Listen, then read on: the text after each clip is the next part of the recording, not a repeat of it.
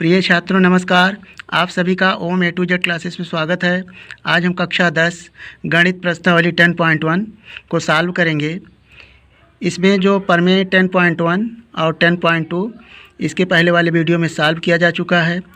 उस पर आधारित ये जो प्रश्नावली 10.1 है, सभी क्वेश्चन हैं। तो यहाँ पर जो प्रश्न संख्या 1 है, कहा गया है एक वृत्त की कितनी स्पर्श रेखाएं हो सकती हैं। तो यहाँ पर हमें ये जानना होगा कि वृत्त क्या है। तो यहाँ पर हमें सबसे पहले हम एक वृत्त बनाते हैं और वृत्त की परिभाषा जानते हैं। इसके लिए हमने एक वृत्त बना लिया। वृत्त की परिभाषा है, वृत्त एक तल के उन बिंदुओं का समूह होता है जो अचर दूरी से और एक निश्चित बिंदु से अचर दूरी पर होता है। अर्थात यह वृत्त जो है अनंत बिंदुओं का समूह है। तो प्रश्न में कहा गया कि एक वृत्त की कितनी स्पर्श रेखाएं हो सकती हैं। तो यहाँ पर जितने बिंदु हैं, यानी वृत्त अनंत बिंदुओं का समूह है। यदि हम इस पर कोई बिंदु लें और इस पर एक स्पर्श रेखा इस तरह खींचते हैं, तो यह एक बिंदु के लिए स्पर्श रेखा हुई। इसी प्रकार दूसरा बिंदु लें और इस पर फिर स्पर्श रेखा एक खींच दें तीसरे बिंदु के लिए। इस तरह हम इसमें बिंदु लेते जाएंगे और स्पर्श रेखा खींचते जाएंगे, तो कई स्पर्श रेखाएं यानी अनेक स्पर्श रेखाएं एक वृत्त पर हम खींच सकते हैं। तो इसका जो उत्तर होगा हम लिख सकते हैं, अनंत स्पर्श रेखाएं खींच सकते हैं या अपरिमित रूप से अनेक स्पर्श रेखाएं एक वृत्त पर खींची जा सकती हैं। तो इसका उत्तर लिख देंगे। तो इसका उत्तर लिखेंगे, अनेक स्पर्श रेखाएं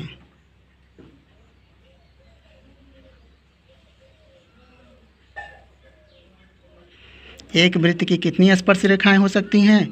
तो हमने डायग्राम फिगर बनाया वृत्त का और उसमें ये स्पष्ट हो गया कि वृत्त जो है अनंत बिंदुओं का जो समूह होता है, उस पर अनंत बिंदु हैं और इस तरह अनंत रेखाएं खींची जा सकती हैं। तो इसका आंसर हो गया अनेक स्पर्श रेखाएं। अब इसका जो प्रश्न 2 है, रिक्त स्थानों की पूर्ति कीजिए। इसमें है, किसी वृत्त की स्पर्श रेखा उसे डॉट डॉट बिंदुओं पर प्रछेद करती हैं। तो यहाँ इसके लिए भी एक वृत्त का हम डायग्राम बनाते हैं। दूसरे का जो पहला भाग है, किसी वृत्त की स्पर्श रेखा उसे डॉट डॉट बिंदुओं पर प्रछेद करती है। तो यहाँ पर अगर हम एक बिंदु पर एक स्पर्श रेखा इस तरह खींचें, तो यहाँ पर जो बिंदु होगा वह एक बिंदु पर स्पर्श कर रही है। तो केवल मान लीजिए यह बिंदु P है, तो स्पर्श बिंदु P केवल एक बिंदु पर ही स्पर्श रेखा यानी जो उभयनिष्ठ बिंदु है, यानी कॉमन बिंदु जो रेखा पर भी हो, स्पर्श रेखा और बिंदु यानी वृत्त पर भी। तो इस तरह से स्पष्ट हो गया कि केवल एक बिंदु पर स्पर्श करेगी। तो यहाँ पर जो हम भरेंगे, किसी वृत्त की स्पर्श रेखा उसे एक बिंदु पर प्रछेद करती है, तो यहाँ भरेंगे एक। डायग्राम बनाने से ये बात क्लियर हो जाती है। अब देखें प्रश्न 2 का दूसरा भाग, वृत्त को 2 बिंदुओं पर प्रछेद करने वाली रेखा को कहते हैं। तो यहाँ पर एक वृत्त बना लें जिससे स्पष्ट हो जाए।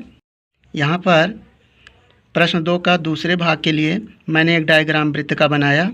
कहा गया है कि वृत्त को 2 बिंदुओं पर प्रछेद करें, यानी एक वृत्त है और इसको 2 बिंदुओं पर प्रछेद का मतलब इसको छेदे इस तरह ये। तो यहाँ पर आप देख रहे हैं कि जब वृत्त को कोई रेखा छेद करती है तो उस रेखा को क्या कहते हैं। तो इसे छेदक रेखा कहते हैं। अर्थात यह वृत्त को आर पार कर रही है, छेद कर रही है, तो इस रेखा को क्या कहेंगे, छेदक रेखा। तो यहाँ पर हम भर सकते हैं, वृत्त को 2 बिंदुओं पर प्रछेद करने वाली रेखा को छेदक रेखा कहते हैं। अर्थात जब वृत्त को 2 बिंदुओं पर कोई रेखा प्रछेद करती है, अर्थात आर पार होकर जाती है, तो उसे छेदक रेखा कहते हैं। अब इसका भाग 3 देखें। आपको समझ में यदि आ रहा हो तो वीडियो को लाइक कर लें, क्योंकि डायग्राम के माध्यम से ये आपको निश्चित रूप से ही समझ में आ रहा होगा। इसके लिए भी एक वृत्त बनाएं और कहा गया है एक वृत्त की डॉट डॉट समांतर स्पर्श रेखाएं हो सकती हैं। तो यहाँ पर हम एक वृत्त बनाते हैं। पहले देखें, यहाँ पर प्रश्न 2 का तीसरा भाग देखें। एक हमने डायग्राम वृत्त का बना लिया। यहाँ पर कहा गया कि एक वृत्त की डॉट डॉट समांतर स्पर्श रेखाएं हो सकती हैं। तो सबसे पहले एक स्पर्श रेखा खींचें इस तरह, और दूसरी स्पर्श रेखा इसके समांतर आप वृत्त के दूसरे छोर पर ही खींच सकते हैं। समांतर का मतलब होता है जो सभी बिंदुओं से समांतर दूरी पर, अर्थात दूरी का अंतराल बराबर हो। यदि हम इस तरह खींचें तो इसके समांतर इधर एक समांतर रेखा खींचेंगे तो केवल 2 समांतर रेखाएं खींची जा सकती हैं। यदि तीसरी समांतर रेखा मान लीजिए हम इस तरह खींचते हैं तो यह वृत्त को परिच्छेद कर रही है, स्पर्श नहीं कर रही है। तो हमें कहा गया कि स्पर्श यानी वृत्त को क्या करे, स्पर्श करे। और समांतर रेखाएं कितनी खींची जा सकती हैं, तो केवल 2 समांतर रेखाएं खींची जा सकती हैं। ये बात क्लियर हो चुकी है।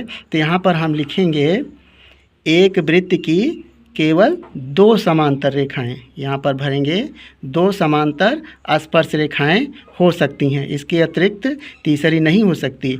अब इसका भाग 4 देखें। यहाँ कहा गया वृत्त तथा उसकी रेखा के उभयनिष्ठ बिंदु को कहते हैं। तो यहाँ पर हम सबसे पहले देखिए, यहाँ पर अगर हम दूसरे का पहला भाग देखें ध्यान से, दूसरे का पहला भाग वृत्त, ये वृत्त है, और उसकी रेखा के उभयनिष्ठ बिंदु को, यानी यह वृत्त हो गया और एक स्पर्श रेखा हो गई। उभयनिष्ठ का मतलब होता है कि जो स्पर्श रेखा पर भी बिंदु हो और वृत्त की जो परिधि है उस पर भी बिंदु हो। तो यह उभयनिष्ठ बिंदु P, यह केवल एक बिंदु है, तो इसको क्या कहेंगे, स्पर्श बिंदु। यानी वृत्त और उसकी रेखा के उभयनिष्ठ बिंदु को स्पर्श बिंदु कहते हैं। तो यहाँ पर हम भर सकते हैं स्पर्श बिंदु, स्पर्श बिंदु। इस तरह से डायग्राम के माध्यम से ये केवल आपका रफ कार्य है। प्रश्न संख्या 3 है, 5 सेंटीमीटर त्रिज्या वाले एक वृत्त के बिंदु P पर स्पर्श रेखा PQ केंद्र O से जाने वाली एक रेखा से बिंदु Q पर इस प्रकार मिलती है कि OQ बराबर 12 सेंटीमीटर, PQ की लंबाई ज्ञात कीजिए। तो यहाँ पर हमें 4 ऑप्शन दिए हुए हैं। क्योंकि ये बहुत इजी ढंग से इसको सॉल्व करना है, यहाँ पर जो 4 ऑप्शन हैं इसमें से कोई एक ऑप्शन सही है। सही ऑप्शन पर हमें टिक लगाना है। इस तरह से इसे आपको एक ही नंबर मिलेगा, लेकिन अगर उस तरह आएगा अदर तरीके से जब आप इसे सॉल्व करेंगे तो या 2 या 3 नंबर में आपको यह मिल सकता है। तो इसके लिए सॉल्व तो आपको उसी ढंग से करना पड़ेगा। तो सबसे पहले हम एक वृत्त 5 सेंटीमीटर त्रिज्या का एक वृत्त बनाते हैं। यहाँ पर देखें,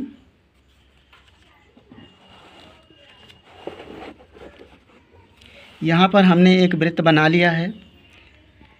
कहा गया है कि वृत्त 5 सेंटीमीटर त्रिज्या, तो 5 सेंटीमीटर ये मान लीजिए हमारी एक त्रिज्या है 5 सेंटीमीटर की, ये 5 सेंटीमीटर है। और इसका जो केंद्र है मान लीजिए O है। यहाँ से वृत्त के बिंदु P से जो स्पर्श बिंदु है, यहाँ से P से एक स्पर्श रेखा इस तरह PQ, ये स्पर्श रेखा PQ है। ठीक, अब इसके बाद कहा गया प्रश्न में देखें, बिंदु P पर स्पर्श रेखा PQ ये हमने खींच लिया। केंद्र O से जाने वाली रेखा बिंदु Q पर इस प्रकार मिलती है कि OQ बराबर 12 सेंटीमीटर। तो यहाँ पर देखें, ये केंद्र O है और O से Q को मिलाने वाली रेखा जो है उसकी लंबाई हमें 12 सेंटीमीटर ये दिया हुआ है। तो इस तरह OQ बराबर हमें 12 सेंटीमीटर ये दिया हुआ है। हमें PQ की लंबाई ज्ञात करना है। या क्वेश्चन मार्क है। तो यहाँ पर देखें, जब प्रमेय 10.1 आपने पढ़ा था तो उसमें जो त्रिज्या और स्पर्श रेखा के बीच का जो कोण होता है वह समकोण होता है, ये सिद्ध किया गया था। यानी ये स्पर्श रेखा पर PO क्या होता है, लंब होता है। तो आप जानते हैं कि यदि कोई त्रिभुज में समकोण त्रिभुज है और उसका कोई कोण एक समकोण है, तब इसमें पाइथागोरस प्रमेय की सहायता से हम तीसरी भुजा ज्ञात कर सकते हैं, क्योंकि हमें दो भुजा मालूम है और तीसरी भुजा हम पाइथागोरस प्रमेय की सहायता से ज्ञात कर सकते हैं। तो सबसे पहले इसमें हम लिखेंगे प्रमेय 10.1 से, यानी स्पर्श रेखा और त्रिज्या के बीच का जो कोण होता है वह समकोण होता है। कोण OP Q बराबर ये 90 डिग्री का है। प्रमेय 10.1 से हमने कहा कि जो स्पर्श रेखा है और उस पर जो त्रिज्या लंब होती है, यह प्रमेय 10.1 का कथन है। अर्थात त्रिज्या और स्पर्श रेखा के बीच बना कोण समकोण होता है। तो समकोण के सामने की भुजा ये क्या है, कर्ण है, और ये ऊर्ध्वाधर रेखा ये लंब है, और ये क्षैतिज रेखा आधार है। तो यहाँ पर हम पाइथागोरस प्रमेय की सहायता से इन तीनों भुजाओं में संबंध लिखेंगे। क्या होता है, कर्ण वर्ग, कर्ण है OQ। तो यहाँ से लिखेंगे पाइथागोरस प्रमेय से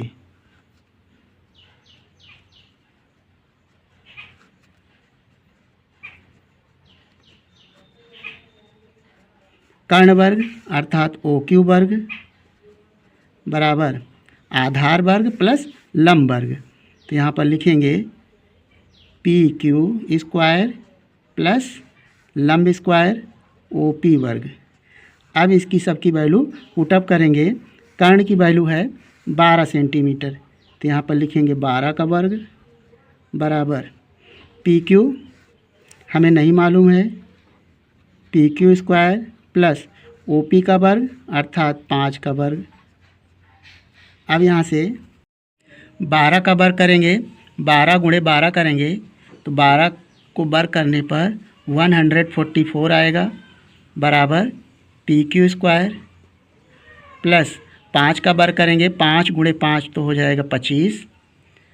अब 25 को बराबर की इधर लाएं तो हो जाएगा 144 माइनस 25 बराबर PQ स्क्वायर।